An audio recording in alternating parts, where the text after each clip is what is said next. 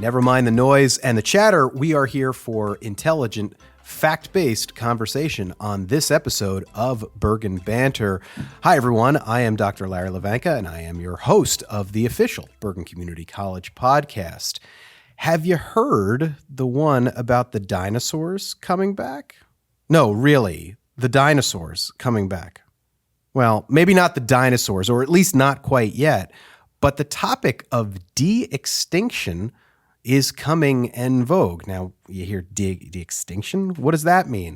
It actually means trying to bring back species that have been long extinct. Yeah, like the dodo and the woolly mammoth and maybe even dinosaurs someday. But there are companies out there that are pursuing this work in trying to re-engineer and bring back departed species. So today we have Professor John Smalley of our Math, Science, Technology Department to talk about de-extinction and its place in our world and whether or not we're going to be running from a T-Rex anytime soon. Welcome to the program, Professor Smalley. Thank you. All right. So, de-extinction, the dodo, the woolly mammoth, the Tasmanian tiger. There are companies out there like Colossal being a big one that is working on this.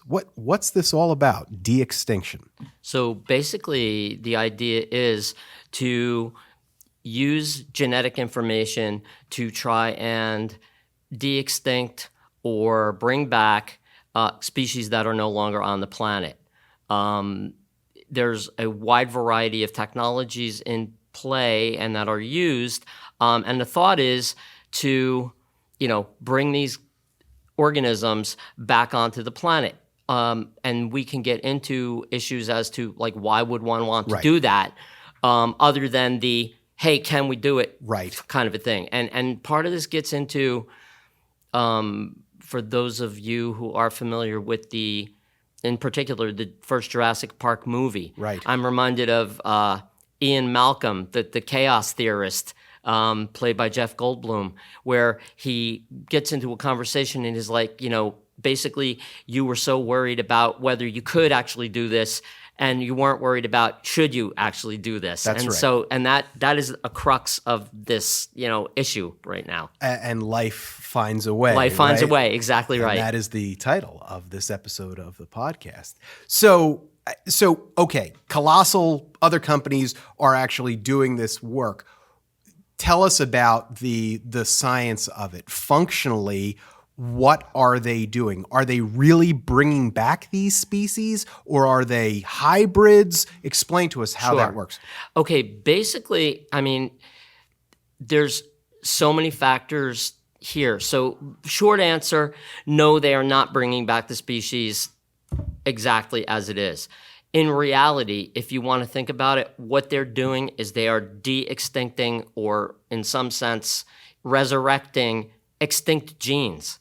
Because what they're able to do is take small parts of DNA that they've gotten from fossil material. So Colossal, they apparently got most of their genetic material from a tooth that was somewhere on the order of 13,000 years old and a skull that was 72,000 years old. Wow. The point is, DNA that, even though it's a stable molecule, DNA that's that old is really going to be fragmented. Right? Okay. So you're not going to have, a genome that's potentially gigabases in size present in toto and in context. It's kind of like finding, the largest book you can possibly think of, right? Uh-huh. But only finding shreds of it. So there's that issue. So they have to fill gaps, is what you're saying. Yes, and there are ways to do that. In other words, if you can find enough of these little gaps and put them all together, there's a thing we do called contig assembly, right? In bioinformatics, I teach my bioinformatics students how to do this, where you can take and look for overlaying or overlapping sequences and gradually build it up. But they're not quite there yet. So what's happening is they're using small bits and then using that really to get the data, right? So, and I don't know how far you want me to go with this now before your next question. Interrupt me whenever you want. No, keep going. But so the idea is you can get this quote unquote ancient DNA in pieces that are intact enough to be read, right? Genetically coherent, if you want to think about it, right? And then you can use that to figure out, okay, that's what these sequences are things we can operate on. Then what they actually did, and I've just read a preprint from the people who were working on this.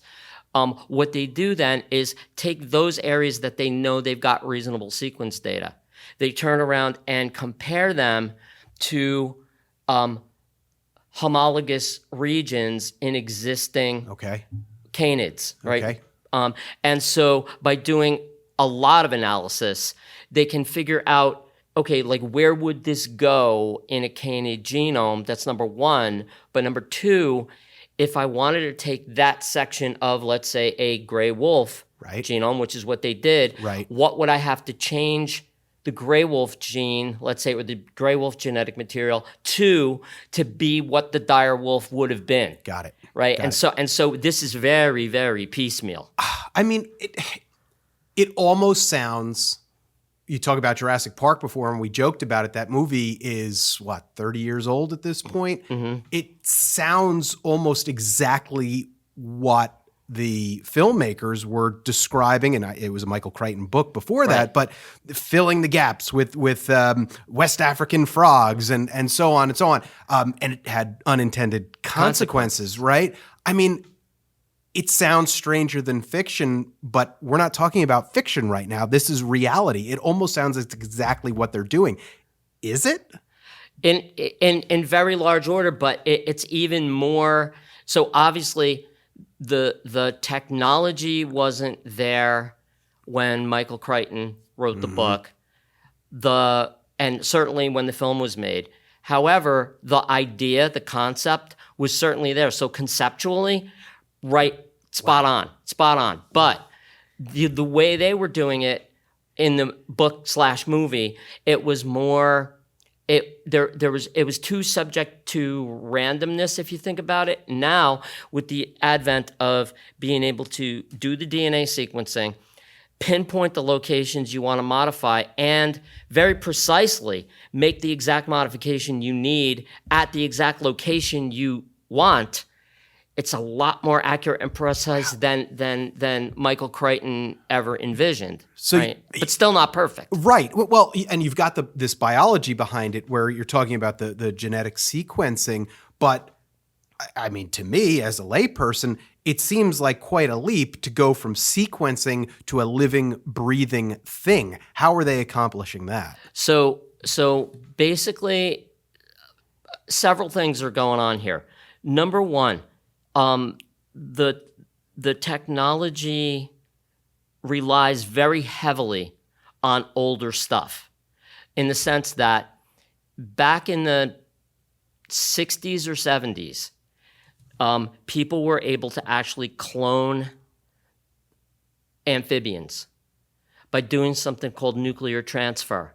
So basically the idea is you take and the reason they used amphibians, to be honest, is because they are external fertilizers and they have large eggs that if you're a kid, you go to a pond and you see frog eggs or salamander eggs, right? They're easy to get. So, and they're easy to see and they're easy to manipulate. Okay. So roll the clock back like 50, 60 years.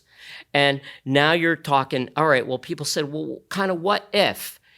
They kind of knew what happened when a sperm met an egg, fertilization happens, the egg gets activated, embryonic development starts, and then next thing you know, you got tadpoles, let's say. Right. So what they did was they took the amphibian eggs, they removed what they call the female pronucleus, pop it out, but the rest of the egg is still intact. Then what they did was take the nucleus from a somatic cell, a body cell, from an adult frog. Okay. They probably used intestinal cells, if I remember correctly, right? And they turned around and took that nucleus and transplanted it into the egg. essentially fertilizing the egg. Exactly. And as if the egg could think. Yes. The egg reacted as if, hey, I've just been fertilized. Right. And now what happened is an embryonic development program began. And now, of course, what do you wind up with? You wind up with embryonic development, larval development. You've got little tadpoles, you've got little frogs, which are in effect clones of the donor of the nucleus. Wow.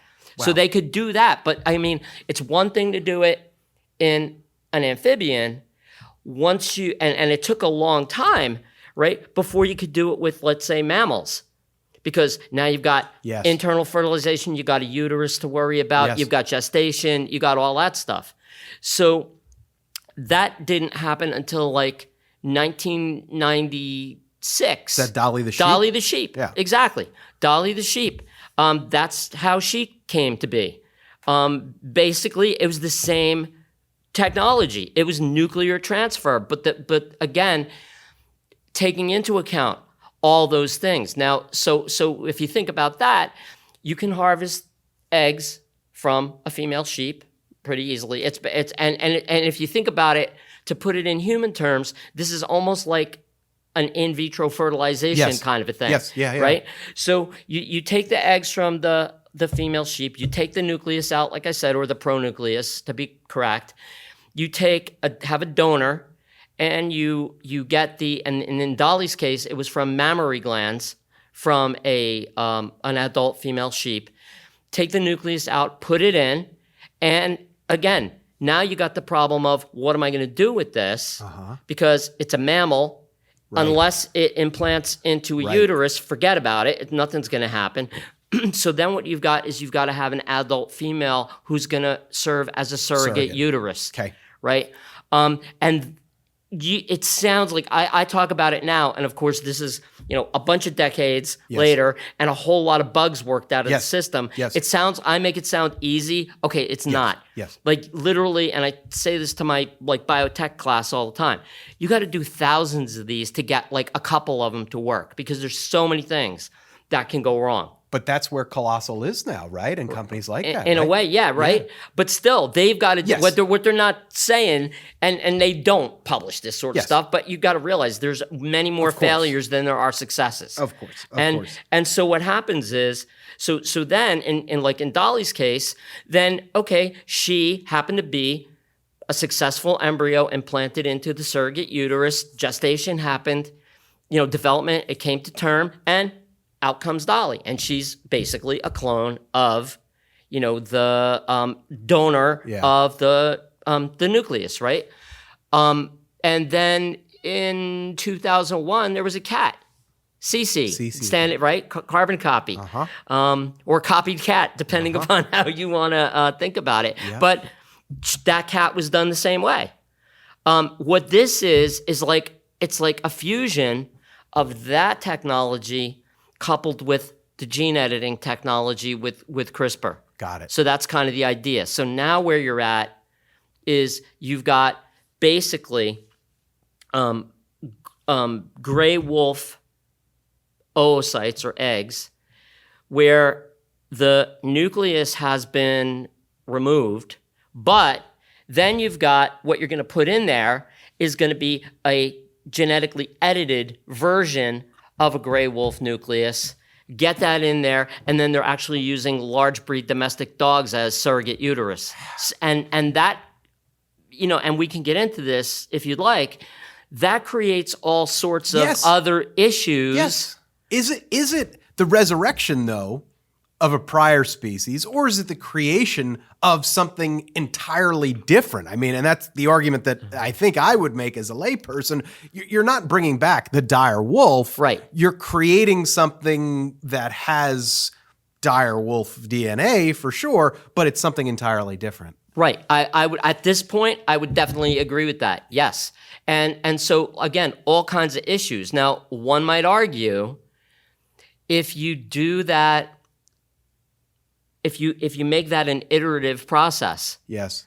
Right? Where time passes, you get some more direwolf DNA that you can use, and then you can do the same thing with these organisms. And so now what you can do is iteratively make it closer and closer and closer and closer to, I mean, that is a real possibility. I'm not saying it's a super high probability, and I'm not saying it's going to happen overnight. Right. But you could imagine that by doing it that way, where the this is like an iterative function, Sure. right? Where the output of one thing process becomes the input Yes. for the next, and you keep building. Yes. Gradually, you could get to the point where that thing, that creation, if you will, has a genome that is very, very, very highly dire wolf, right, in terms of its percentage. But again, that there are even, and I don't know if you want me to go further into some of the issues of if you got to the point where it was 100% dire wolf. Is it a dire wolf? Is it a dire wolf? And now you get So what do you say? What do I say? Yeah. I say that genetically, yes, but maybe not in terms of the organism. And here's why. You cannot separate the genotype and the environment's influence on the genotype from what the phenotype, what the organism actually becomes. So it's almost, what it's kind of like? Nature versus nurture too, yes, right? Yes, and one of the things, again, that like I always talk about, because I teach an embryology class where I talk a lot about embryological development across many, many, many different kinds of organisms. And, genes are fine. I mean, in some sense, you can't go beyond your genome. Yes. However, you can imagine like this table, right? You can't, if you got the same genome, you're not going to go off this table. However, you can be anywhere on the table. Yes. There's huge amounts of, and still be you, whatever you means, yes. Right? And the thing about it is that's because environment affects gene expression in ways we don't even completely understand yet. We've got a lot of ideas. We know about a lot of stuff, right? So it's almost like identical twins. I've got relatives that are identical twins. Yeah, doesn't make them identical I humans. can totally tell them apart. Yeah. They have all their own idiosyncrasies. Why? And you think about why is that? Yes. Because, hey, maybe one of them was over here in the uterus and one of them was over here in the uterus, and the microenvironment was slightly different. That's right. And gene expression during early development is supremely important. Let's stay on that environment for a moment then. I think it's one thing to talk about this as a science experiment. I think it's something completely different to talk about it in a way of introducing these animals, because that's what they are, right, into an environment and out of captivity. Is that something that should happen or will happen? Or what do you think? Obviously, that the consequences could be disastrous if with the wrong species, but are these just for zoos or what? Yeah, I mean, that's a wonderful question. And,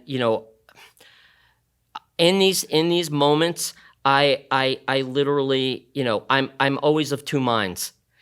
There's the mind that's like, this is really great, like to actually do, because we can learn a lot. And then on the other hand, oh wow, this really is a double-edged sword, and there are some profound consequences that can come out of this. Now, again, you got to think about it.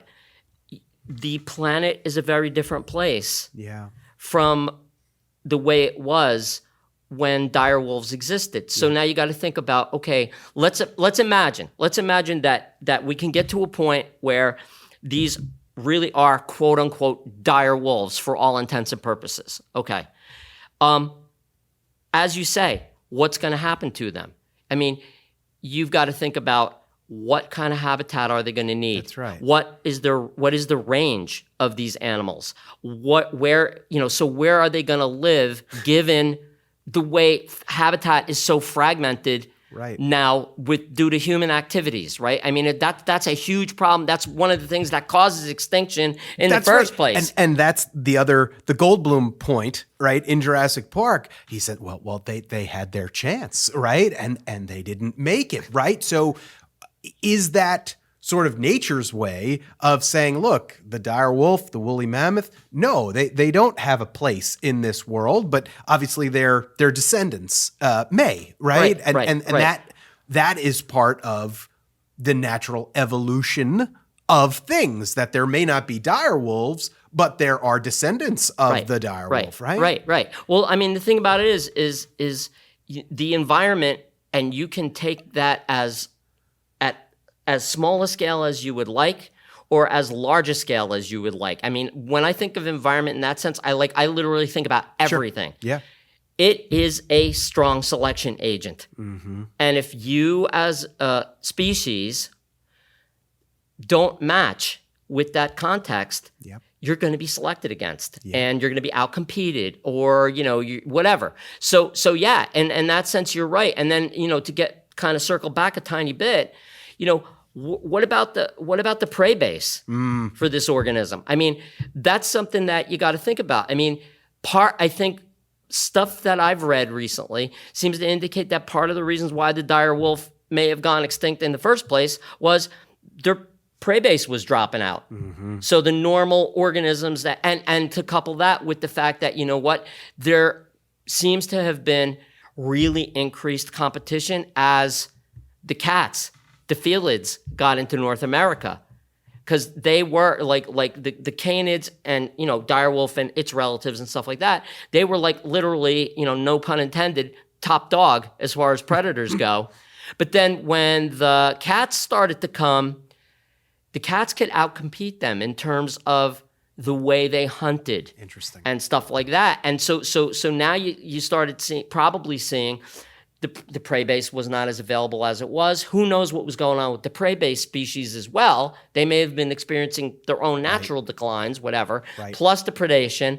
And it was like, okay, there's nothing for me now. So, all right, let's flip the conversation then maybe to conservation, okay? Right. Is this technology perhaps a tool for saving species that may be on the decline? And of course, there's all the same issues that we were just talking about. Right. Polar bears, for instance, we know why the polar bears are going extinct, right? Right. Is there an opportunity, however, to hasten the decline of the polar bear population through a technology like this? Not just polar bears, but you mean to quicken it or slow it? Slow it. Yeah, not hasten. Yeah, exactly. Perhaps. I mean, because now you got I think about these things at a bunch of levels. One is, from a population genetic point of view, genetic diversity is in populations is really important. Why? Because that gives the population, which is really just a subset of the species, right? So you can have local populations. The population needs to be resilient enough from a genetic point of view to handle a really dynamic environment, right? So the idea is, and the easiest way to think about this is in terms of like pathogens. Mm-hmm. And if you look at lots of organisms, ourselves included, I mean, in a human, one of the most still rapidly evolving parts of our genome are genes that are associated with immune responses. Because why? The pathogens, the bacteria, viruses, fungi, whoever else, can infect and or kill us, right? Depending. They evolve really rapidly. Mm-hmm. So as we all learned, exactly right. I mean, the point is that if you're an organism and you're subject to that, or I should say a population of organisms, if there's not some of you around who are going to survive that onslaught, then guess what? You're gone. So that's my big plug for genetic diversity, right? So part of the problem is, and again, it becomes this perfect storm. Habitat loss plus, let's say, lack of food availability, right, causes you to have what? Smaller populations of any given organism, which means, guess what? There's inbreeding, which means, guess what? Genetic diversity is going down, which means, guess what? If something comes along, let's say a pathogen, and it doesn't have to only be a pathogen, but let's say a pathogen, if it can take one of you out, since you're all really genetically similar, there's a reasonable probability that's going to take all of you out. And I mean, like I've read some horrible stuff about East African cheetahs. The populations there are like almost clonal. It's really scary. Like in the sense that there's so much inbreeding, and it's like that's a disaster waiting to happen in terms of extinction, right? So to get back to your question, one thing I could see would be if you can go in and do gene editing, you could, in some sense, artificially increase genetic diversity. Now, again, that's not a panacea, right? It's not. But if you can imagine, you can fold in some genetic diversity and then let breeding take over, right? Let normal reproduction take over. Maybe you can give it a little bit of a buffer. The other thing that they're doing, and this goes back to something that Colossal Bioscience is actually doing, red wolves are, I think Canis rufus is the Latin binomial. They are like critically endangered.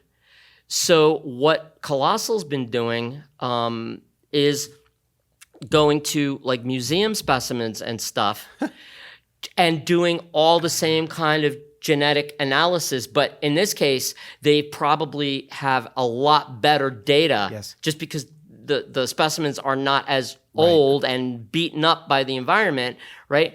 So what they're doing is they are looking at specific genetic locations in an attempt to maybe put some of the more quote-unquote ancestral red wolf genes back into existing red wolf populations, I guess with the thought of, in some sense, that might increase the quote-unquote genetic health. Right. Maybe, and they use that kind of term. I didn't see if they're talking about genetic diversity, which they might have that in their minds as well, right? And or then, just the viability of the species, right? Right. And thus, again, slowing or preventing, putting the brakes on the problems that the red wolves. So that gets back to your polar bear question in a way. It's man, I mean, you can see a lot of sides here, right? Yes. As a scientist, right? I'm sure you can, science is about unlocking the future and progress, right? And working on these kinds of things. But it does go back to that question of, just because you can, should you? There's obviously money tied into this. There's probably, billions of dollars that could be at stake. Is that what it's about for Colossal, or were there, and companies like them, are they science people or are they, venture capitalist people? I don't think I can speak directly to that in the sense that, the fact that George Church, who is a well-known, scientist, well-known geneticist and molecular biologist and molecular geneticist, the fact that he's involved leads me to believe, at least from his point of view, right, he's probably really interested in what can we learn from this? What can we do with this? Whatever. As far as some of the other, and I'm not talking about the scientists per se, but I think there is a lot of venture capitalism going on here, right? And because here's why. The Colossal Bioscience people, they want to patent these things, I'm sure. Which means, they want to protect themselves legally, but you gotta figure there's money involved. There's a lot of potential money involved. Yes. And so that's been a bit of a, out there in the various threads that are out there regarding this, a lot of people are kind of slamming Colossal and saying, oh, come on, you guys are just after a profit. Let's face it. And, I can't say that that's not true, given the way we are, and the kind of society we are in. You almost got to expect that. Right. So, right. And this sort of brings a bow to this. At the end of the day, in your view, scientific community, net positive, net negative, this work that's going on in de-extinction? That is a tough one. I think I think at the end of the day, it'll probably be net positive because people are always going to, be engaged in making profit or getting profit from such things like that. But there's also this other side of it, which things are going to come out of this that are not necessarily going to even generate profit. But I think a lot of things are going to be learned that can, whether it's just how do I do this thing, can I apply it to somewhere else? I mean, and other things, you never know where something is going to apply downstream. And this is one of my, like I get, I've gotten upset in some of the things that I've been reading where there are whole groups of scientists who just slam this. Like you're making designer pets. This is like nothing's going to come out of this. Da da da da da da. And I never like that approach. I'm the kind of guy who's always, throw it against the wall and see if it sticks. Just do it. Obviously, carefully and safely, yes, responsibly, right? But see what happens because you never know what the collateral benefits are going to, because you can't even conceive of it. It's like you don't even know what you don't know yet. That's right. Now, again, not a scientist, right? A layperson. To me, that's the beauty of science. That's the beauty of the scientific process, that you go into this research, you go into this work, and as you said, who knows where it goes? Maybe you get your intended result. Maybe you get something incredibly different and exciting. I mean, how many antibiotics, right? Different things have been through the scientific process like that. So, my goodness, just a fascinating conversation. And guess what? We're not done. So although this is going to be our season finale of the first season of Bergen Banter, this is only part one of this Life Finds a Way topic. Part one on the science here with Professor John Smalley. We are going to close the season with a part two on this, where we're going to talk about the ethics and the moral consequences of such work with one of our terrific philosophy professors in the next episode. So this is a bit of a cliffhanger here in our two-part season finale. Professor Smalley, thank you for being here today. This has been really terrific. Thank you. It was great. I totally enjoyed it. Yeah, I look forward to the second episode as well. This is going to be fun. So never mind the noise and the chatter. We are here for intelligent, fact-based conversation here on Bergen Banter, and we will see you for part two of the conversation of our season finale next time.